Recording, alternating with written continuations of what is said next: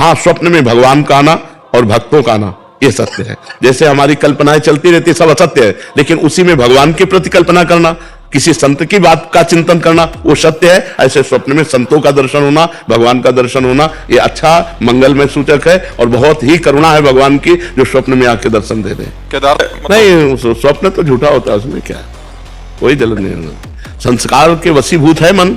उस समय मन देखो कोई कोई स्वप्न बिल्कुल ऊट पटांग आता है जिसका कोई मतलब नहीं है, बिल्कुल गलत आता है। तो ये स्वप्न का कोई ऐसा नहीं कि आज हमने स्वप्न देखा ऐसा उसके विषय में चिंतन करके हम हर्षित या शोकित हो, बिल्कुल वो झूठा है, उसमें कुछ नहीं है, वो मन की केवल कल्पना मात्र है।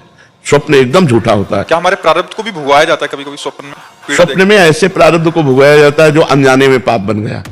जैसे हम अचानक ऐसे देखते हुए जा रहे, हमारा पैर मेढक पे पड़ गया, किसी जीव पे पड़ गया, वो मर गया, तो अब आपकी इच्छा तो नहीं थी और अचानक कोई घटना घट गई, कोई जीव मर गया, तो वो स्वप्न में आपको पीड़ा दी जाएगी, वो स्वप्न में आपको काटा जाएगा, स्वप्न में आपको पीटा जाएगा, स्वप्न में आपको दंड दिया जाएगा। तो आप वैसे भयभीत हुए और जब जागे तो कहीं कुछ नहीं, तो वो अनजाने के पाप को उसमें भुगाया जाता है स्वप्न में। और कभी कभी स्वप्न बिल्कुल व्यर्थ होता है, उसका कोई ताल्लुक नहीं होता, किसी से संबंध नहीं होता, ऐसे व्यर्थ होता है। व्यर्थ की कल्पना है, जैसे हम बैठे बैठे सोचते रहते हैं ना, वैसे ही वो कल्पना है, स्वप्न कोई सत्य विषय नहीं है स्वप्न।